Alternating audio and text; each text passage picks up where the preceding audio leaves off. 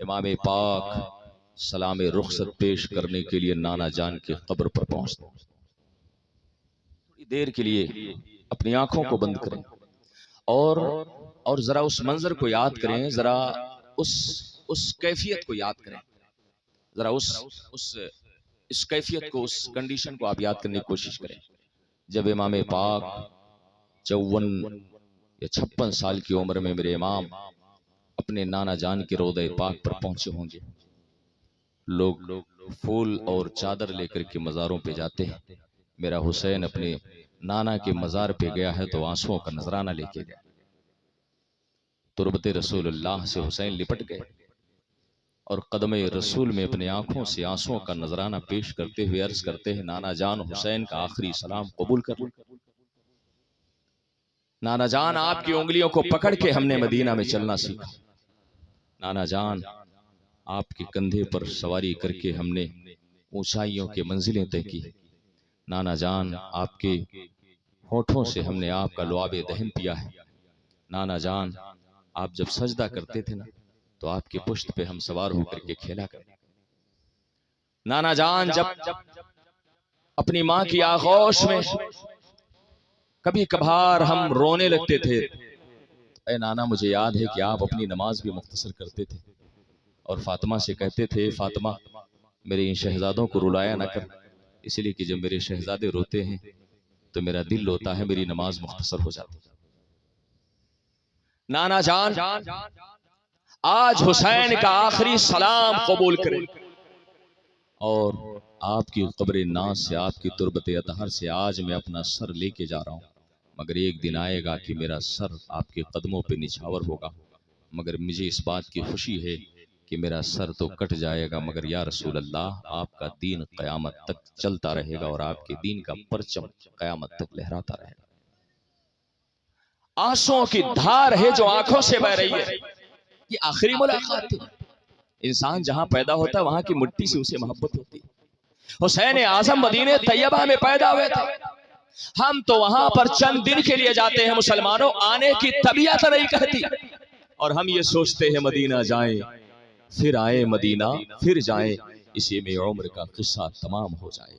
ایک عاشق مصطفیٰ ہمیشہ تمنا کرتا ہے، دکھا دے یا الہی وہ مدینہ کیسی بستی ہے جہاں پر رات دن مولا تیری رحمت برستی ہے۔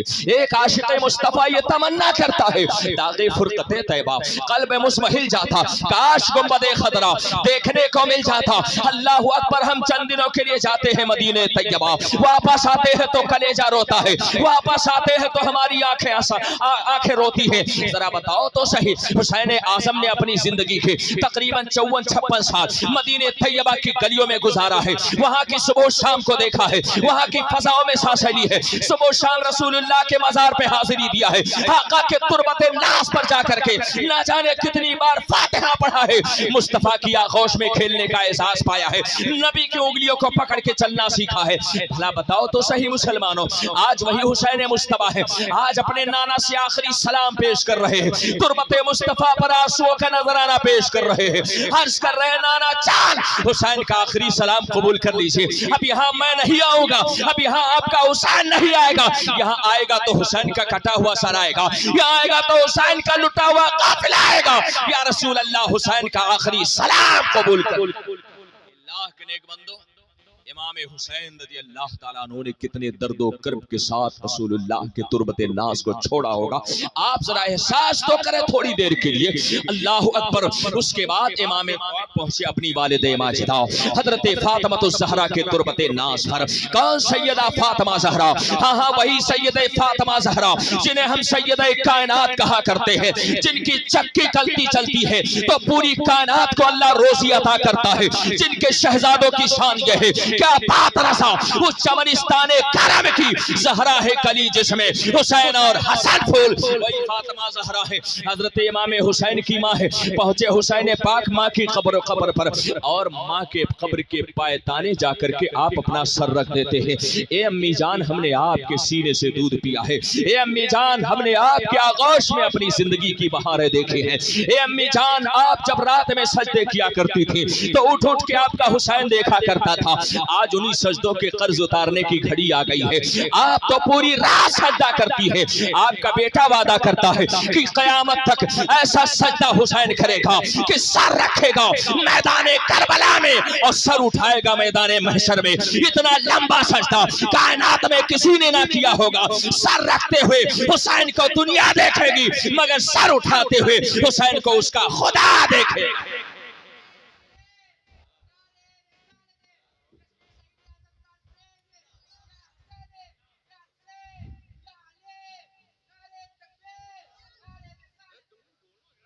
اتنا کمزور نعرہ لگاؤ گے یار تو ہم خود ہی بیٹھ جائیں. ایسا کمزور مجمع ہم نے شاید پہلی بار. آپ سب کی آواز کو اور بلند کرے ہے نا. آمین تو بلند آواز سے آمین ہے نا. ہمارے ڈر کے بیچارے آمین نہیں کہتے. مولانا صاحب ایسا تو نہیں ہے کہ نماز کا دعا نہ کرنا. ہم نے کہا تھا نا کہ مولانا صاحب کہنے لگے اللہ ہم سب کو نمازی بنا دے. ہمارے ڈر کے بیچارے آمین نہیں کہہ رہے. ایسا نہ ہو دعا نہ قبول ہو جائے, کل سے مسجد نہ جانا پڑے. مسجد ہم نے آپ کی دیکھی ہے ماشاءاللہ بڑی شاندار ہے, مگر مسجد کی خوبصورتی لائٹوں سے نہیں ہوتی.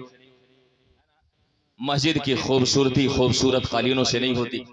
مسجد کی خوبصورتی نماز پڑھنے والوں کے سجدوں سے ہوا. مسجد اچھی بنا لی ہے تو ذرا مسجد کو آباد بھی کر دیں. اور حسین کے نام پر میں انشاءاللہ تعالیٰ کل نہیں پرسوں آپ سے وعدہ لوں گا. اب ہو سکتا ہے میں نے کہہ دیا تو پرسوں پورا مجموعہ غائب ہو. ایسا ہوتا ہے بھی, ہم ہوشیاری چلتے, ہم اپنی چالتے چلتے, آپ اپنی چال چلتے. امام حسین رضی اللہ تعالیٰ ماں کے تربت ناس پر پہنچے ہیں. اللہ اکبر.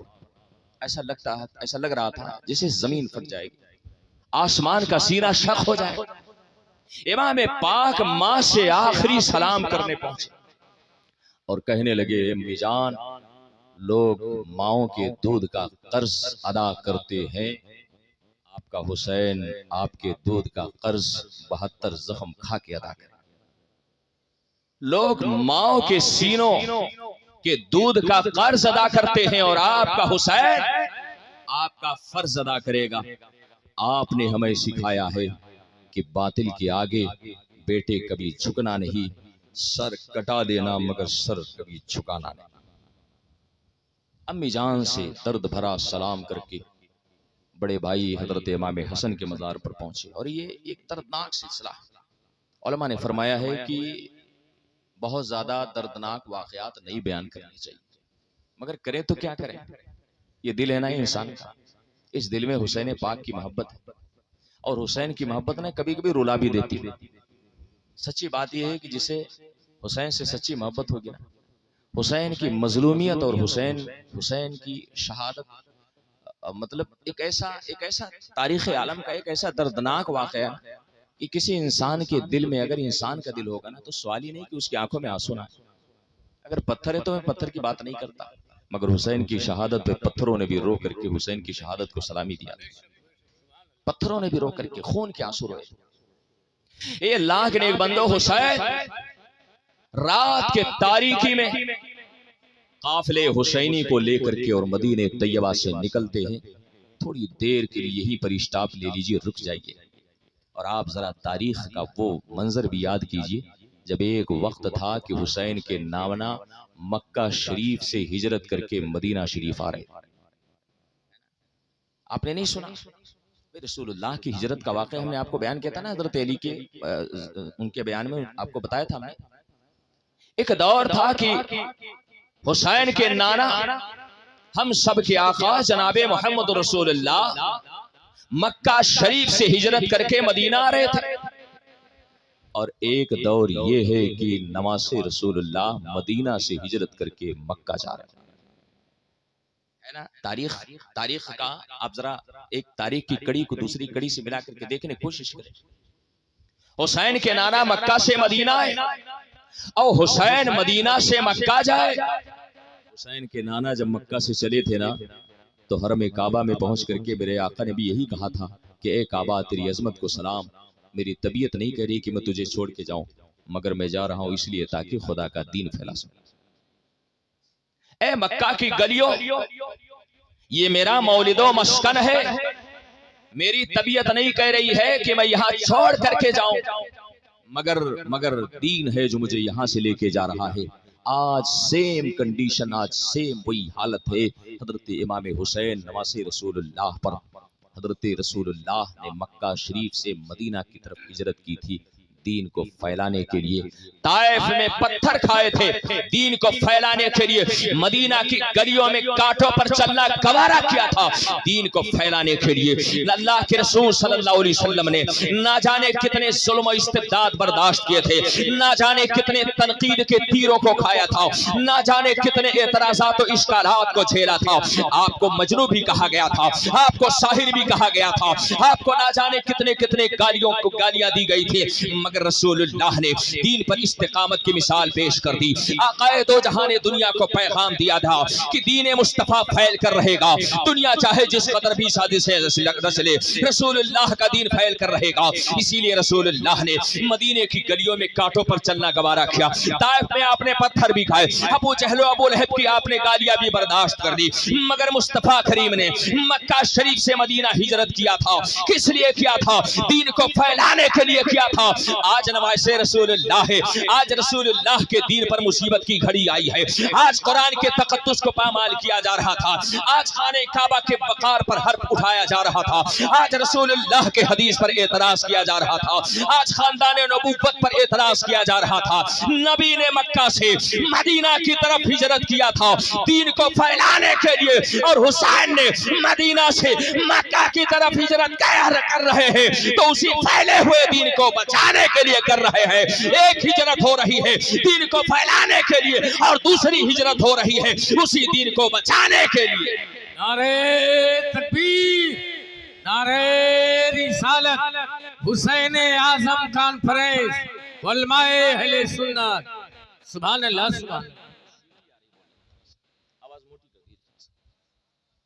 حضرات، حضرت امام حسین غالباً 4 شعبان المعظم 60 ہجری کا واقعہ ہے۔ مکہ مدینہ شریف سے آپ مکہ کی طرف رخصت ہوتے ہیں، اور جب مکہ شریف پہنچے نا تو ادھر کوفہ کی طرف سے 53 خطوط آئے۔ کتنے خط آئے؟ 53 خط آئے، 53 خط آئے، اور اس ہر خط میں یہی ذکر تھا کہ ہم ظالم یزید کے ظلم و جبر سے عاجز آ چکے ہیں، آپ امام وقت ہیں، تشریف لائیں، ہم آپ کے ہاتھ پر بیعت کریں۔ امام حسین رضی اللہ تعالیٰ عنہ جانے سے پہلے اپنے چچا زاد بھائی حضرت امام مسلم ابن عقیل کو کوفہ اس لیے بھیجتے ہیں تاکہ جا کر کے وہاں کی حالت اور خیریت بتائیں، تو پھر اس کے بعد یہاں سے نکلو۔ یہ سب کیسے ہو رہا تھا؟ کیا امام حسین کو نہیں معلوم تھا؟ اس سب معلوم تھا امام حسین کو، لیکن امام حسین رضی اللہ تعالی عنہ جو ہجرت کر کے اور منزل پر منزلیں طے کرتے ہوئے جا رہے تھے، تو صرف اور صرف وہ شہادت کا شوق تھا جو امام حسین کو میدان کربلا کی طرف کھینچ کے لے جا رہا تھا۔ حضرت امام مسلم ابن عقیل جب کوفہ پہنچے نا تو ایک ہفتے میں 12,000 کوفیوں نے حضرت امام مسلم کے ہاتھ پر بیعت کی، اور وہاں کے گورنر حضرت نعمان بن بشیر تھے، بڑے نرم دل انسان تھے، ان کی نرمی کی وجہ سے حضرت امام مسلم کو کوئی نقصان نہیں پہنچا۔ لیکن یزید کا ایک حمایتی کتا خط لکھتا ہے یزید کو کہ نعمان بن بشیر ذرا کمزور پڑ رہے ہیں، اور امام حسین کے چچا زاد بھائی مسلم ابن عقیل آ گئے ہیں، لوگ آپ سے بغاوت کر رہے ہیں۔ یزید نے عبداللہ ابن زیاد کو، جو اس وقت غالباً بصرہ کا گورنر تھا، اس کو پھر کوفہ کا چارج دے کر بھیجا۔ چند سواروں کو لے کر کے وہ کوفہ میں رات کے وقت داخل ہوا۔ لوگوں نے سمجھا کہ امام حسین آگے، مرحباً بے ابن رسول اللہ کی آواز گونجی، اور لوگوں نے امام حسین سمجھ کر کے اس کا استقبال کیا۔ جب ابن زیاد گورنر ہاؤس میں پہنچا، اور پہنچنے کے بعد اس نے جتنے معززین شہر تھے سب کو پہلی فرصت میں قید کر لیا، اور اس کے بعد اس نے دارالخلافہ کے چھت پہ چڑھ کر کے اعلان کیا کہ تم لوگوں نے یزید سے بغاوت کیا ہے، اور خلیفہ یزید سے بغاوت کرتے ہوئے تم لوگوں نے حسین کے چچا زاد بھائی کو پناہ دیا ہے، یزید اس کا انتقام لے گا، اس کی سزا دے گا۔ جتنے معززین شہر تھے سب کو اس نے قبیلے کے سرداروں کو قید کر لیا، اور پھر اس کے بعد امام مسلم کی تلاش جاری ہو گئی۔ امام مسلم رضی اللہ تعالیٰ عنہ ایک محب اہل بیت حضرت ہانی رضی اللہ تعالیٰ عنہ کے گھر پر پناہ لیتے ہیں، اور پھر اس کے بعد ابن زیاد کے جاسوس کی جاسوسی کی وجہ سے حضرت امام مسلم کو قید کرنے سے پہلے ہانی کو قید کیا جاتا ہے، اور پھر یہ ایک پوری تاریخ ہے۔ جب ہانی کو قید کیا گیا تو امام مسلم رضی اللہ تعالیٰ عنہ کے ساتھ حضرت ہانی کے قبیلہ اور دیگر لوگ مل کر کے گورنر ہاؤس کا گھیراؤ کرتے ہیں، تقریباً 40,000 کی فوج اکٹھا۔ یہ ایک ایسا ٹائم تھا، ایک ایسا موڑ تھا کہ اگر امام مسلم اشارہ کر دیتے تو گورنر ہاؤس کی اینٹ سے اینٹ بچ جاتی اور اس وقت ابن زیاد کا وجود ختم ہو جاتا۔ مگر کہتے ہیں نا کہ انسان صرف تدبیر کرتا ہے، تقدیر خدا لکھتا ہے۔ انسان صرف سوچتا ہے اور تقدیر پروردگار لکھا کرتا ہے۔ اللہ کو یہی منظور تھا، اس لیے اسی انداز میں دنیا چلتی جا رہی تھی۔ حضرات 40,000 کا لشکر جرار امام مسلم چاہتے تو ابن زیاد کا خاتمہ کر دیتے، مگر ایک عادل اور ایک منصف عادل اور حکمراں کی طرح حضرت امام مسلم پہلے صلح کی کوشش کرتے ہیں۔ حضرت امام جب صلح کی کوشش کرتے ہیں تو یہی وہ وقفہ تھا جس میں ابن زیاد کو موقع مل گیا۔ اس نے معززین شہر جن کو قید کر رکھا تھا دارالخلافہ کے چھت پہ لے جا کر کے ان سے اعلان کروایا کہ میرے قبیلے کے جتنے لوگ ہیں سب یہاں سے جدا ہو جائیں۔ اللہ اکبر، ذرا سوچے تو صحیح، امام مسلم کے ساتھ آئے تھے 40,000، مگر ظالم کوفیوں کی غداری اور بے وفائی دیکھیں حضرات۔ 40,000 میں شام ہوتے ہوتے صرف 500 لوگ باقی رہ گئے تھے، باقی سب کے سب وہاں سے رفو چکر ہو گئے۔ امام مسلم نے جب مغرب کی نماز پڑھی ہے تو پیچھے 500 لوگ تھے، اور جب سلام پھیرا ہے تو امام مسلم کے پیچھے کوئی موجود نہیں تھا۔ ایسی غداری کی داستان دنیا نے کبھی نہ دیکھی ہوگی، ایسی بے وفائی کی مثال دنیا نے کبھی نہ دیکھی ہوگی۔ امام مسلم کے ساتھ صبح 40,000 تھے، شام کو 500 تھے، اور جب سلام پھیرا ہے تو ایک بھی کوفی موجود نہیں تھا۔ اسی لیے کہا جاتا ہے الکوفی لا یوفی، کوفی کبھی وفاداری نہیں کرتا ہے۔ کوفہ آج بھی آباد ہے، عراق کے شہروں میں سے کوفہ ایسا شہر ہے جہاں سے اللہ نے رونق کو چھین لیا ہے۔ بغل میں بصرہ آباد ہے، وہاں پر رونقیں ہیں، وہاں پر بہاریں ہیں، وہاں پر خوبصورت باغات ہیں، وہاں پر بہترین چشمے ہیں، وہاں پر بہترین رنگینیاں ہیں، مگر آج وہی بغل میں کوفہ ہے۔ نواسے رسول اللہ سے غداری کی سزا اسے ملی ہے کہ آج وہاں کے باغات ویران ہے، آج وہاں کے چشمے خشک ہے، اور آج بھی کوفہ شہر میں انسان جاتا ہے تو اس کا دل عجیب اکتاہٹ اور عجیب بیزاری کا احساس کرتا ہے۔ اسی لیے حضرات کہا گیا ہے اہل بیت مصطفیٰ سے محبت کرو، اللہ تعالیٰ آپ کے لیے دنیا کو جنت بنا دے گا، اور اہل بیت مصطفیٰ سے غداری کرو گے اللہ آپ کے لیے دنیا کو جہنم بنا دے گا۔ مسلمانوں، آج بھی کوفہ موجود ہے، مگر وہاں کوئی رونق نہیں ہے۔